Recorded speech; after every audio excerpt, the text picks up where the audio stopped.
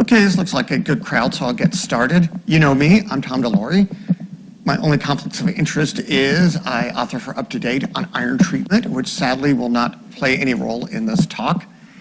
And when we talk about animal hazards, we're going to ignore actually the two biggest killers of humans, cows and deers, because farm accidents with cows actually kill a lot of people because they're big and heavy, and people hitting deers is also a major thing, but that's not very nice to talk about or very interesting. So really what we're going to talk about is animals in the Great Northwest that we need to respect. Talk about bees, snakes, and big animals, and some interesting facts about them. So bees, and only people my age understand this slide, bees are actually a major killer of humans. Now usually they're local reactions. It really takes a lot of stings to kill somebody, probably 20 stings per kilogram, which is pretty hard to do. And it's shock, DIC, multi-organ system failure, that's very rare. But actually bees and their relatives kill about 60 people a year due to anaphylaxis. And this is why actually bees and their relatives are a major killer of humans. So wasp venom is very rich in histamine, bradykinins, phospholipases. And if you've ever been stung by a wasp, it's big, it's painful. And about 10% of the time, you get this very large local reaction, which can persist for several days. And again, here's a wasp. And one thing about wasps is, unlike bees, their stingers don't come out. So they can sting you again and again and again and again, as I've discovered by local experience. Bees actually don't die when they're stung, when they sting you. This is a myth. Bees actually live 1 to 5 days after stinging you. And what's interesting, in the hive, they assume different roles after they lose their stinger. 90% of the venom is delivered in the first 10 to 20 seconds. It's about 150 micrograms. Again, it takes a lot of bee sting venom to kill you. Melittin is the main component. This actually acts on pain fibers. So that's why bee stings are so painful when you're stung, is this protein here. It also causes a little bit of lysis. And there's phospholipase A2 and other things that can cause local damage. So again, this is a Alaskan bumblebee. The stinger is quite incredible. You have this serrated stinger that goes into you and stays, and that's why the bee loses its stinger. And the venom glands that very effectively, like a hypodermic syringe, squirt venom into you. So the key is when you get stung is to get the stinger off of you as fast as possible. Concerns about squeezing more venom than that is false. You simply just flick it off as fast as you can. This is a study that shows that most of the venom is injected within the first 10 seconds. And if you actually scrape it or pinch it off as fast as possible, you get less venom. So if you're stung, immediately try to get the stinger out of you. Don't fumble for the credit card or these other things you see about scraping it off, and you'll end up with a smaller sting. 8% of the population is actually allergic to bee stings. Sadly, half the people who die of anaphylaxis never knew they had an allergy. Usually with the first sting, you get urticaria, angioedema.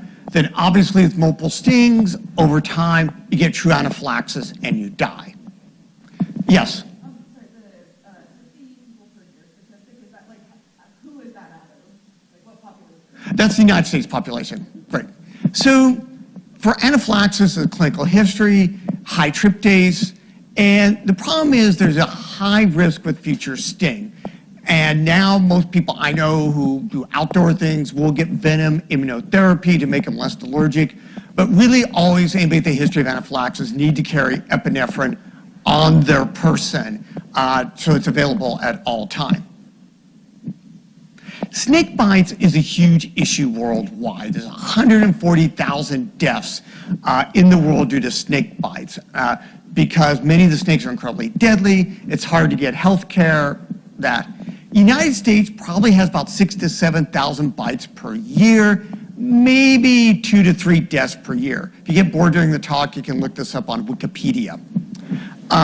Again, to remind us that in other countries, snake bites are a huge issue. with deaths, and that's why there's a lot of interest in immunizing people against snake bites and things like that. And again, here's the Wikipedia page. Lester was driving down the road. He tried to move it to safety, but ended up being bitten on both hands. Lester's trying to help a snake and how the snake banks him. So there's 4 general venomous snakes in the United States: rattlesnakes, copperheads, water moccasins, and coral snakes, which is a different type of snake, elapids. There's only rattlesnakes in the Northwest, so that's all we're going to talk about. Now, rattlesnakes are pretty obvious. They have a rattle. They're very widespread in the United States.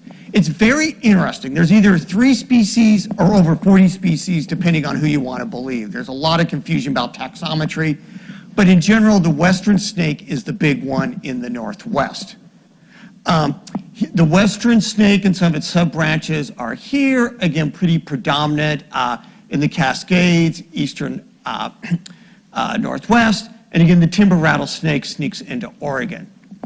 So here's a subspecies of the Great Basin rattlesnake. It's kind of looks like sand, lives more in the desert area. In the Cascades, we tend to have the Pacific rattlesnake, which can assume a variety of colors. But again, all rattlesnakes have a rattle, but also these big, beefy, muscular bodies. And really, the rattlesnake is the United States national snake because it's really everywhere except Minnesota. So how do pit vipers hurt you? They have venom. And what's interesting is there's multiple toxicities from the venom, and actually the rattlesnake venom composition varies. It varies from location, it varies during time of year. One of the big interests now in rattlesnake venoms is how and why the venom can change.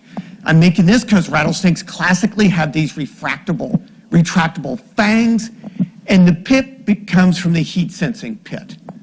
So again, the rattlesnake has a pit here that can sense heat so it can find its prey.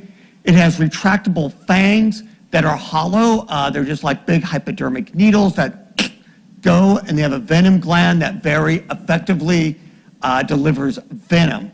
What's interesting is they have a glottis because snakes swallow their prey whole. They can actually stick out their windpipe so they can breathe while they're eating.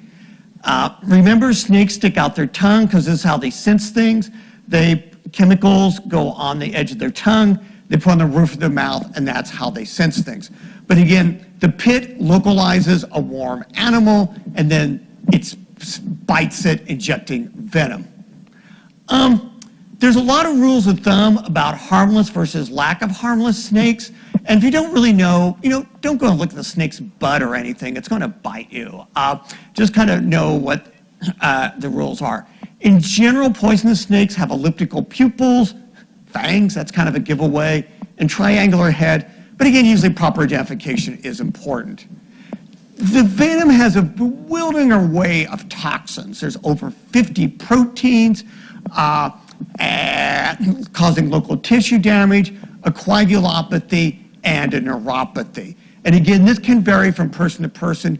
Usually with pit vipers, local tissue damage predominates, and then there's an element of coagulopathy.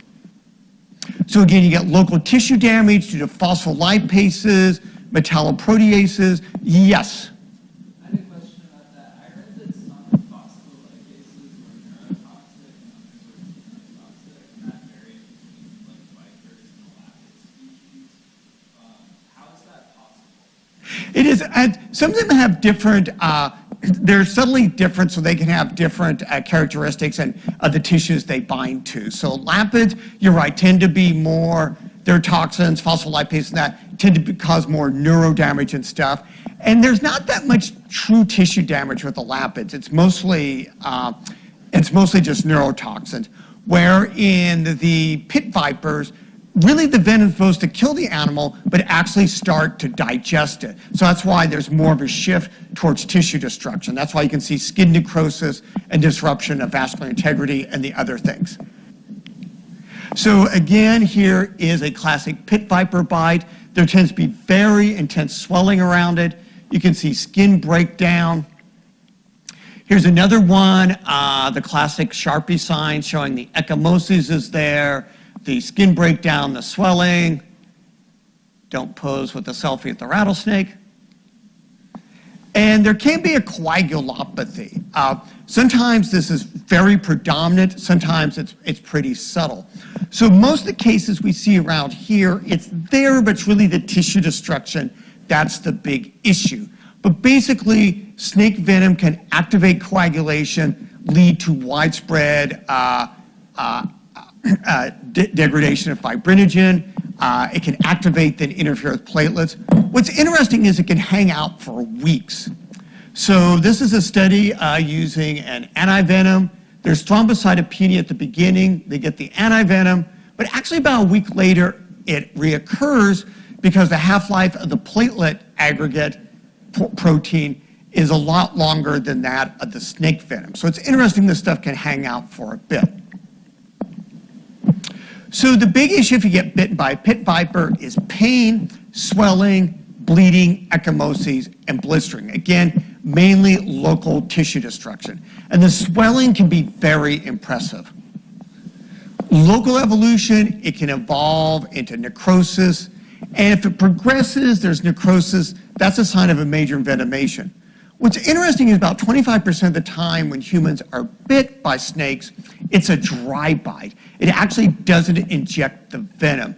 It's thought to be a warning thing. Maybe the snake just is out of venom.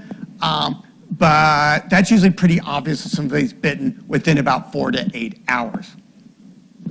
Again, picture of local skin necrosis, skin damage from a rattlesnake bite. Again, very intense swelling here, loss of the ankle definition, again, from another rattlesnake bite. So rarely there can be systemic effects. There can be shock, very diffuse bleeding, dysrhythmias. Again, this is usually with major envenomations or envenomations in smaller people. Rarely the snake bite actually will bite through a vein or an artery and it actually be an intravascular bite.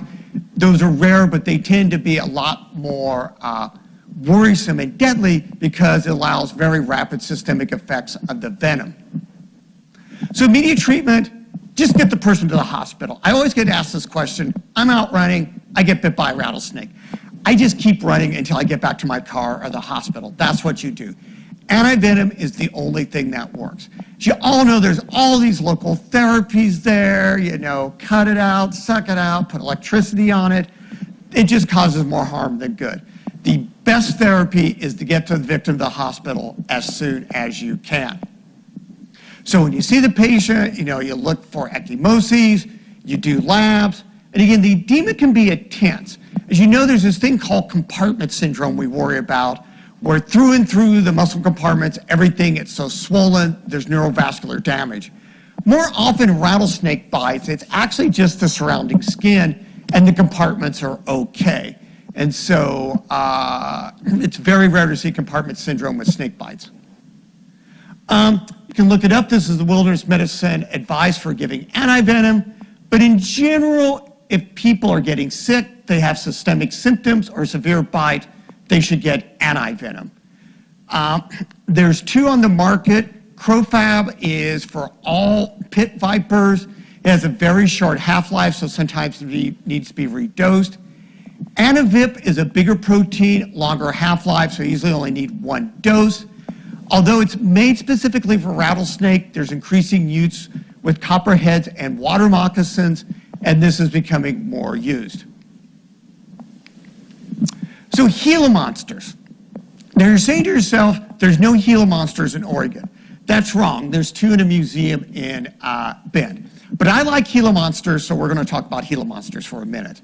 So Gila monsters are mainly found in the Southwest, Arizona, New Mexico. It's interesting. It's like one county in Utah, but it's actually the state reptile of Utah. So it can be up to 2 feet long. It only needs to eat 5 to 10 times per year. And again, except for the High Desert Museum, it's generally found in the Southwest. I like it because it's actually, to me, a pretty beautiful animal. It's large, it's got this very distinct coloration, it moves pretty slowly, but something that kind of warns you it's deadly. Now, Gila monsters has only a small amount of venom. When they bite you, they come chew on you, and most people, it's hard to get a fatal dose. And really in the literature, it's really children or idiots that have died of Gila monster bites. They're very painful. There's very rare reports of anaphylaxis. But basically, most people, it's hard to get bitten. You kind of have to like dare it or something to bite you. And then you have to sit there, let it chew on you while you're in incredible pain, and then you die. So usually most people do that. Gila monsters are cool because they actually help develop Ozempic. The protein that Ozempic is based on was actually found in Gila monster venom.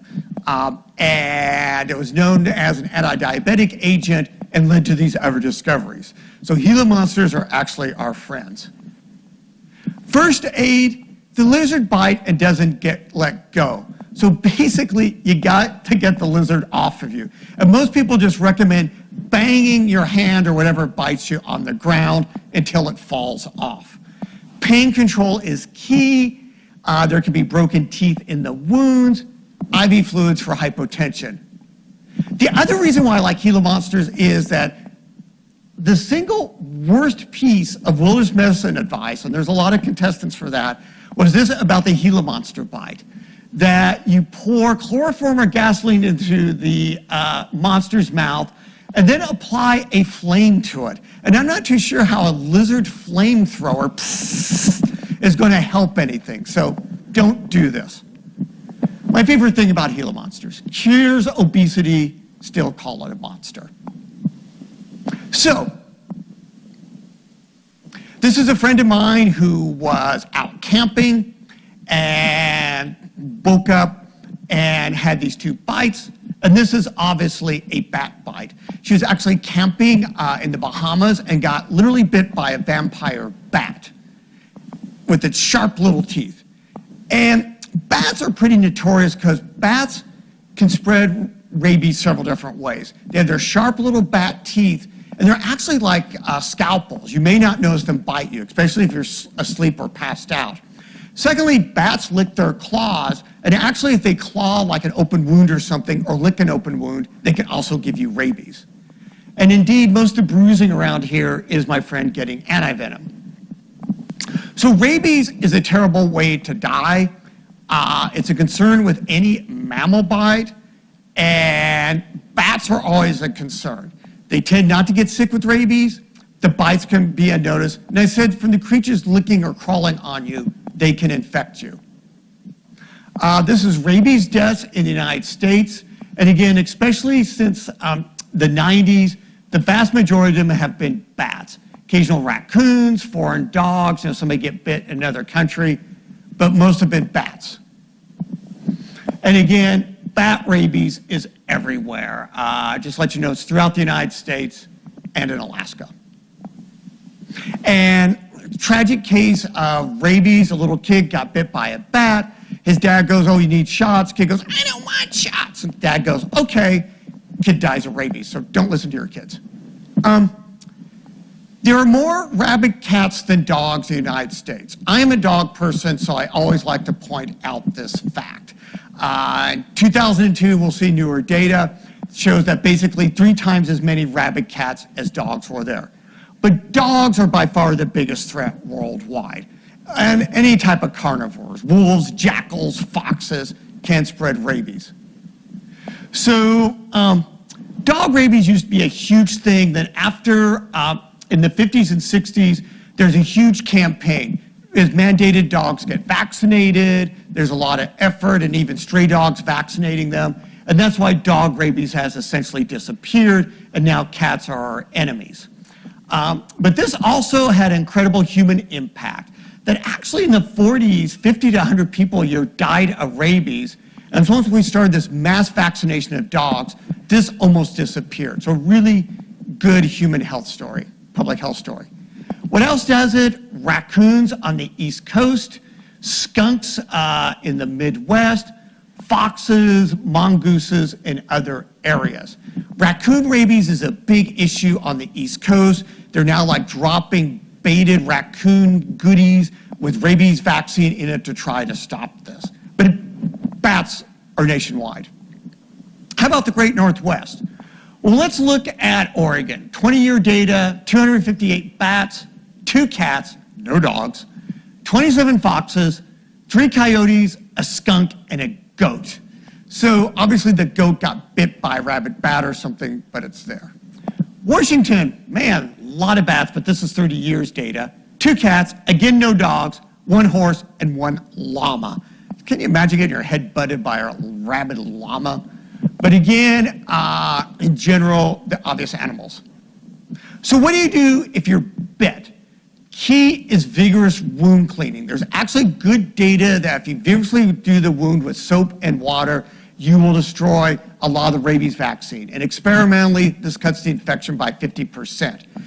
Then you need to go somewhere to get human rabies IVIG, and then get vaccinations. If you've been vaccinated before, then you don't need the immune globulin, just the rabies. There's a leeway about a week or so for this. So, if you're bitten overseas, you can fly back and get it. But soap and water is the key. This is a study that dramatically showed that using even tap water, but soap, I think it was sponsored by Ivory Soap, but dramatically reduced infections in this poor experimental creature versus doing nothing. So this is me after I got bit by a bat while out on a run. This is the immune globulin rammed into my bald head. You can see the bat scratch there. And then there's the vaccine. It's bright purple, so you know it's effective. 4 shots of that, I think, added up to about $20,000. But anyway, that's why you should also have health insurance. Anyway, so let's talk about the big animals now, the ones we all hear about. So, general principles. How do big animals hurt you? Well, they can bite you, they can involve skin, they can lacerate, very deep punctures, they can claw you, they can swipe you with the paw, and a grizzly bear can weigh up to 800 pounds, so they can just crush you. Many mechanisms animals can injure you. The biggest one is usually biting. Animal bites are usually the arms and hands because you're fighting them off. Animals tend to aim for the face. So, polar bears like to bite your face off. And again, the neck, that's where the big cats go for. Major bleeding needs to be treated first, obviously. You got to screen for blunt trauma because, somebody's face is ripped open. That draws your attention. You may miss their broken legs. You got to clean the wound. These can be very dirty wounds. Need to clear out the devitalized tissue. Most animal bites, we don't suture closed because by definition they're infected. Facial wounds, because of cosmesis, we try to close. And if there's a really clean wound, sometimes we close these. But most of the time you leave it alone. All animals, infection risk factors, all cats, all humans, primates, and pigs, by definition have dirty mouths, are infected. Joint penetration, where the skin is thin, is also a risk for infection.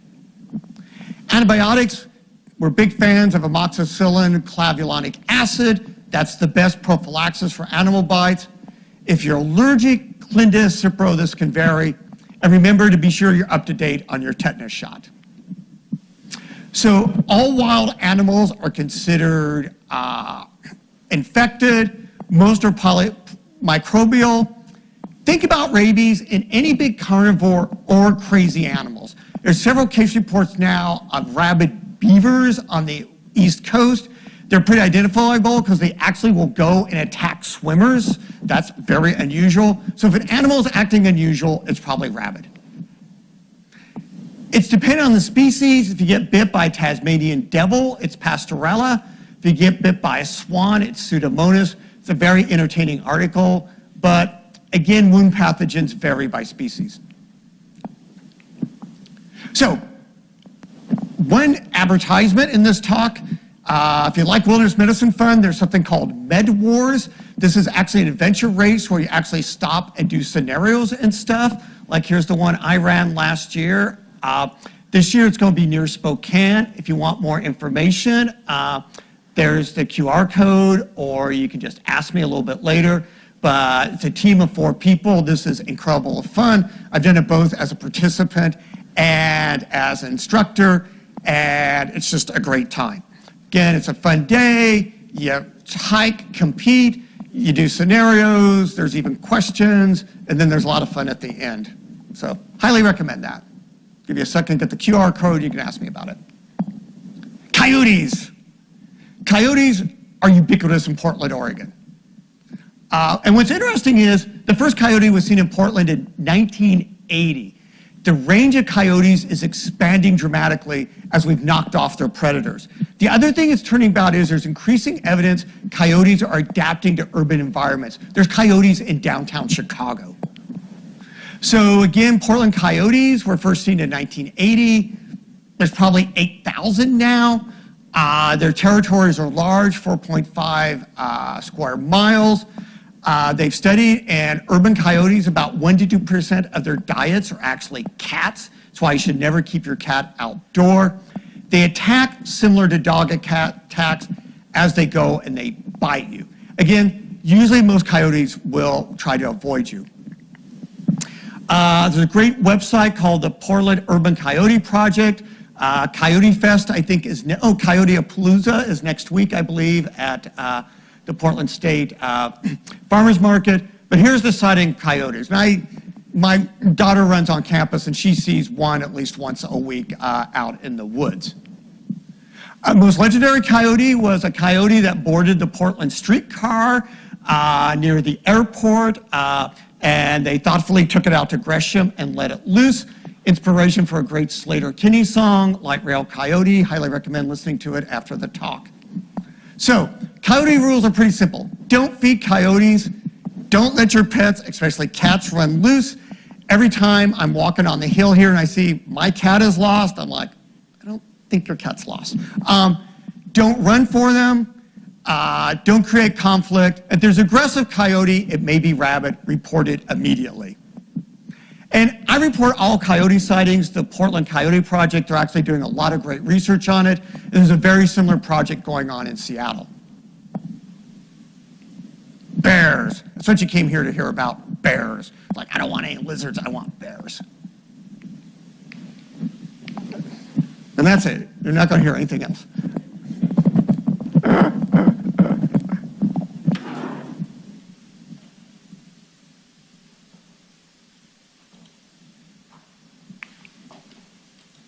There we go. I think it's working out. Bears are actually responsible for most wild animal deaths. There's increasing bear-human interaction. There's some evidence that black bears are kind of habituated to humans. I mean, I like to go to the coast, and you'll wake up in the morning and there's bear prints around from the black bears. Grizzlies, probably not as much. They still hate humans. Black bears tend not to have a hump like grizzlies. Their ears are taller. They tend to be, the face tends to be straighter, and they have shorter claws. Grizzlies, on the other hand, tend to be bigger with the hump. Coloration can fool you. I've seen grizzlies of a variety of colors. Again, you can see the big hump here. So where are black bears? They're pretty common. Again, they used to be everywhere, but they're very common in the Northwest. They're very common on the East Coast, and they're making a resurgence. Grizzlies are a lot more isolated in the North Cascades. There's grizzlies. There's been some reintroduced. Obviously, Yellowstone and the national parks, there's a lot of grizzlies. And Alaska is basically run by grizzly bears. Black bears, again, are widespread. They tend to be lighter, but 650 pounds isn't that light. Shorter claws. Mothers are not as aggressive. Oregon and Washington have a lot of black bears, probably 25,000 each. There's a lot of them out there. Grizzlies, again, tend to be more restricted. They can be very heavy, up to 850 pounds. Range of colors. Mothers, very protective. This is where the mother bear comes from. Washington, 20 to 30, they're being reintroduced. The last grizzly in Oregon was probably 1935, so we don't have to worry about grizzlies here. Most of the bear deaths have occurred in national parks. Again, many of these have just been people wandering into bears. Some have been provoked attacks. Again, Alaska bears are everywhere. In Alaska, most of the bear deaths actually takes place outside of parks. Again, the face is often attack. A bear can kill you in many different ways. Its teeth can chew or bite you. Its claws can slash you. It can pin you down. It can crush you. Don't climb a tree. What do you think those big claws are for? And it can pull or push you out of a tree. So bears have many very effective ways of doing you in. Bear attacks, most are provoked, and that's because it's perceived attack. You know, you're hiking along, you turn the corner, and there's a few grizzly cubs, and the mother says, I'm getting that guy. So they're surprised encounters. The others, which have more national parks, is getting close. People wanting to get that great photo. And there's literally a case of a guy whose body was recovered, and they developed his photos. It's just him getting closer and closer to the bear, and the bear looking more annoyed. It is very rare for bears to be predatory, that is, to go after humans. It occasionally happens with black bears, rarely happens with grizzlies. That's why we never feed bears or try to really pretend they're pets or things like that. Avoidance, make a lot of noise. Bear bells probably don't work. There's actually some data, bears, when they hear the bear bells, thinks it's a call for food, so don't do that. Travel in groups, it may be anecdotal, but I've heard that there's never been a group of 3 or more attacked by a bear. Avoid leaving food on the trail. There's a variety of things of camping, but again, don't put yourself in a situation where a bear is attracted to you. So again, stay far away, a football field away from a bear, 50 yards from other animals. Squirrels, probably 25 yards. But just stay away from a bear. And my other favorite thing. Grizzly bears, okay, you're hiking, I'm going to go to Fairbanks in a couple of weeks, and I'm hiking. What do I do if I run into a grizzly bear when I run? Well, I don't run away. I kind of look at it, walk slowly away, try to be non-threatening. I'll have bear spray with me, and I'll spray that if the bear gets closer than 25 yards. And, I may throw my backpack this way to distract it. That's the key. If I'm charged or attacked and I run out of bear spray, you play dead. You just lay down the dirt to hide your vulnerable areas, and you put your hands over your neck. But the bear spray, that should not have happened. Black bears, you can scare black bears, threaten them. So, you look big, you yell. Again, if you have bear spray, spray it. You're not going to be carrying as much around here, so look big, look bold. I have friends who will, take their bikes and wave it over their heads. If you're charged by a black bear, it wants to kill you. And you fight back. You poke its eyes, you hit its nose, you gotta fight back. A lot of times when the grizzly charges, it's just curious or wants to scare you. If a black bear charges you, it wants to eat you. It's a predatory black bear, fight back. Bear spray is very effective. 90% effective in preventing attacks, 98% of having people uninjured. It's basically red pepper spray, very effective. Firearms are not that effective. You're like, oh my God, there's a bear. You're trying to pull it out. You're trying to aim it. The bear's aiming at you. And kind of brutal, but you really got one small area to take out a bear when it's charging at you. What most people do is injure the bear. Then you have an angry, hurt bear charging at you. So bear spray is the way to go. Cougars, becoming big in the Great Northwest. Cougars' range is rapidly expanding, again, due to lack of predators. So there's increasing reports of cougars in the Midwest and setting up their territory there. Very common in the Northwest. Oregon has about 6,000 cougars, Washington about 3,000. Cougar attacks are becoming frequent. There's over 50 attacks since 1970. 5 adults and 5 children have been killed by cougars, including a hiker in Mount Hood a few years ago. Most occur in Vancouver, California, Colorado, and this because that a lot of growth and a lot of housing development is encroaching on cougar land. Remember a couple years ago, there's a cougar in Cannon Beach. Climbed around the big rock there. It went for a little swim. Broad daylight went away. You know, cougars are everywhere. You know, all these stories of people when they put their ring or these animal things up, cougars are going through their backyard. So again, animals that we coexist with rarely cause trouble. Younger cougars are more likely attacked. They're trying to cause trouble. Children and small people like me are more at risk because we're smaller targets. And surprise attacks are pretty common. So sadly, you don't know a cougar's around until it's eating your neck. My favorite story involved a cougar crashing through the window of an isolated cabin to attack a telephone lineman. Anyway, cougars aim at your head and back, and it bites through your great vessels, bites through your airway. The other thing is a cougar tries to snap your neck by hyperextending you. And so a cougar is very effective trying to snap your neck and bite through it. Cougars have big teeth. The puncture wounds from cougar bites can be very, very deep.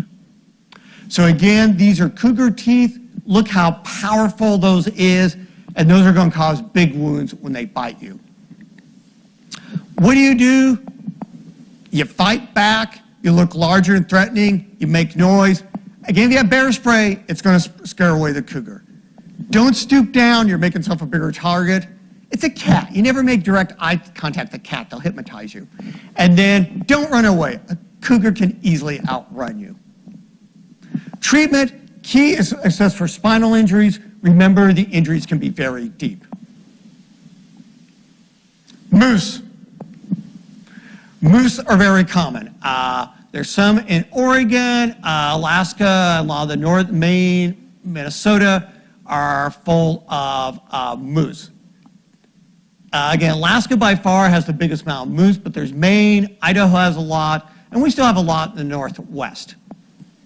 So moose are huge. They can weigh up to almost a ton, 1,500 pounds, and 7 feet. They almost always like to avoid people. When I go to Alaska, I see a lot of mooses, and we just kind of go our different ways. Again, a mother with young will attack you, and you have a dog. The dog goes and annoys the moose is going to come, and they stomp people to death. So moose kill people literally with their bulk. You can look on the internet of seeing moose stomp people. They're pretty nasty that way. Again, here's a moose family that you should stay away from, because if you annoy it, mom's going to come after you. So how do you know if a moose is mad? Well, moose will give you a lot of warning signs. Their ears will go back, their rump hairs will go up. I think when any animal licks its lips, it's not a good sign.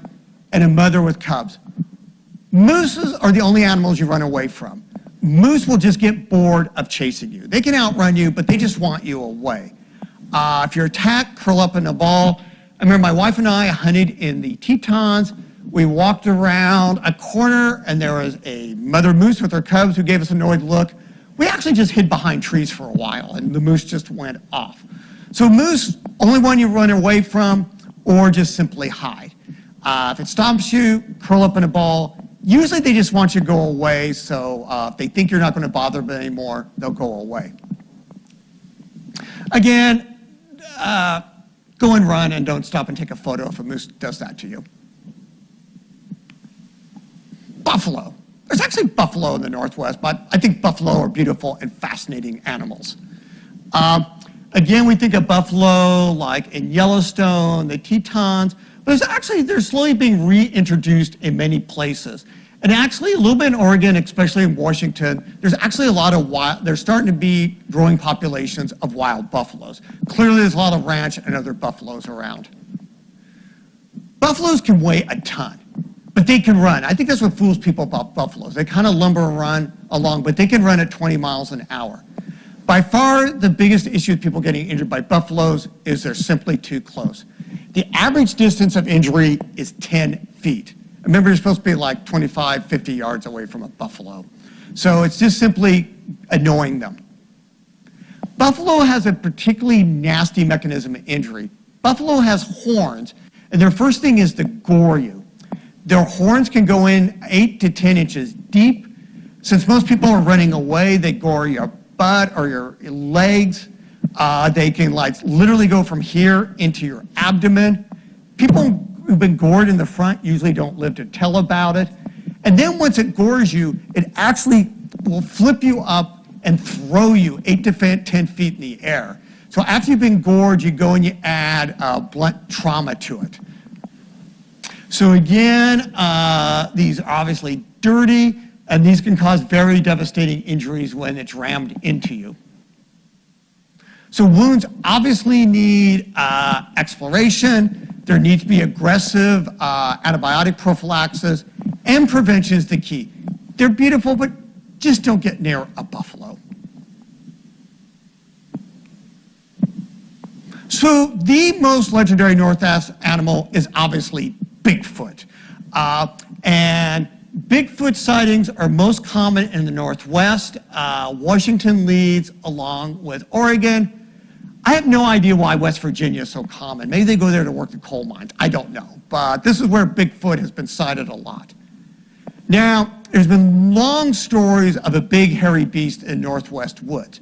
As far as I can find the literature, there's no reported people being attacked by Bigfoot. Interestingly, there are several people shot who they thought was Bigfoot, so don't wear your fur coat into the woods. But I think that raises the issue, what if you're the first person to be attacked by Bigfoot? What should you do? Well, Bigfoot's pretty big, so there's going to be an element of blunt trauma, but it's probably going to bite you. Primates bite people. And unfortunately, we have no microbiology available, but we can make some guesses. And I think if somebody's bit by Bigfoot, we need to treat it as a human bite. And so human bites can be deliberate or accidental. Fight bites are a particular concern. This is like where you're duking it out with somebody, you punch them, and their teeth go into you. If you get a fight bite, this is a pretty bad injury because you get tendons, ligaments, bones, and joints.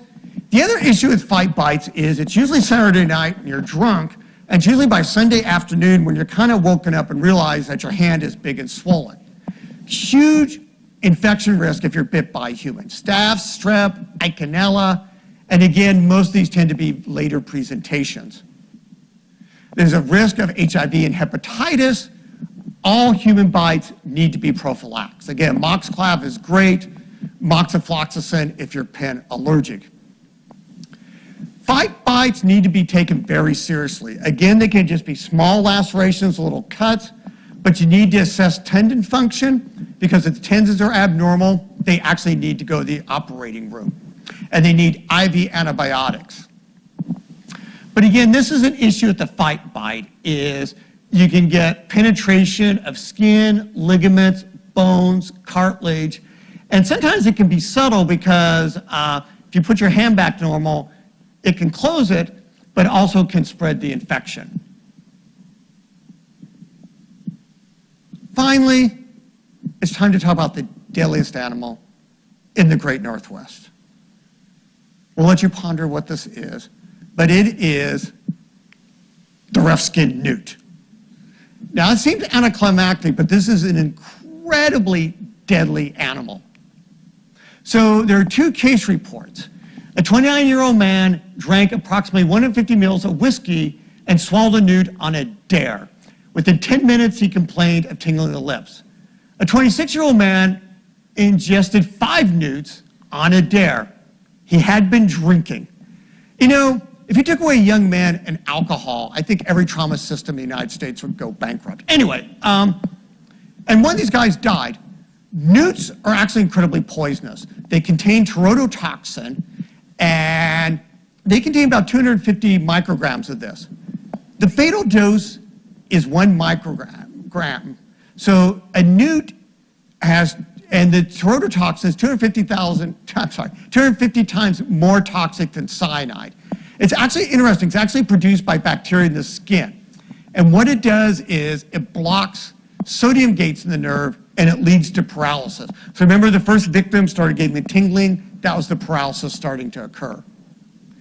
This is the same toxin in pufferfish. So here's a pufferfish, and in red and orange is where the toxin is. So, people will eat pufferfish, and it has to be specially prepared, but sometimes you want the little bit of toxin to get the tingling. Well, this is our friend the newt. There's nothing safe about a newt. Everything is either high toxins or incredible amount of toxins, except for a few visceral organs there. The newt is loaded with terodotoxin. And again, terodotoxin blocks muscle nerve input and leads to paralysis. So the rough skin newt is very common in the wet parts of the Northwest up to Alaska, commonly found in the Cascades, under logs and other areas. Pretty common. I've seen one in my backyard. So if you eat a newt, what's going to happen? First of all, if it was a dare, get the money really quickly before you become paralyzed. But it will cause paralysis. First your striated muscles, then cranial nerves, hypotension, hypothermia. There's no antidote. Somebody needs to be put on a ventilator and supported till the toxin wears off. Now it's interesting. Garter snakes are actually the predators of newts. And garter snakes have terodotoxin. And what's interesting is garter snakes over and over have evolved new sodium channels to be more resistant to terodotoxin. And people suspect newts have just gotten more and more terodotoxin. So it's kind of this mutual coevolution of predator than prey. But in general, don't eat newts. So conclusion is there's an amazing variety of animal hazards in the Northwest. The vast majority can be prevented by prudent precautions. The other conclusion is don't be stupid with animals. Don't be stupid with animals. So that's the bottom line of the talk. Well, I'll stop there and I'll be glad to field any questions, but thank you for taking the time to listen to me talk about animal hazards.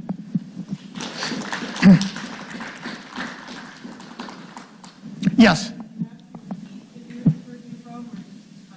Probably eating it will do it. You probably get some when you touch it, so you probably should wash your hands and stuff, so it's not very absorbable through the skin. In theory, I guess if you touched it, then like immediately ate a sandwich or something, there could be a little bit, but in general, it's eating it, so no newt fillet. So predators for coyotes were probably big cougars and stuff in the past, so again, the territory of coyotes and cougars now are pretty separated. In an urban environment, coyotes don't have many predators except humans and cars. And there's actually a lot of food, garbage, cats, other animals. And so it seems like coyotes are becoming more adapted to an urban environment. Yes? That's a great question. The jury's kind of out the last time I looked at the literature on baby rattlesnake bites. The venom injected is a little bit less, but they tend to have less dry bites. And so the thought is that it's still a good dose of venom, and you're much less likely to get dry bites. So I think that's why they're thought to be a little bit more deadly. And that also reminds me of another thing I forgot to say. Interestingly, the venom, the anti-venom for snakes isn't dosed by weight, because if you're a baby or if you're an adult, you're going to get the same amount of venom. So that's why they need the antidote. Yes?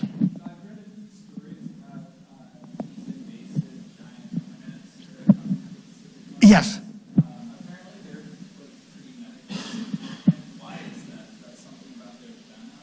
So they're bigger and they have a lot larger venom injection. So there is, I don't know how to run YouTube, so I don't do it, but there's a YouTube of a guy who, I guess, big thing is he allows himself to be stung and stuff, and he gets stung by one, and actually there's a welt about that big that develops within a minute or two. So I think that there's more venom, and it tends to be a little bit more toxic. But with most like wasp venom and that, it's just simply more of it gets delivered.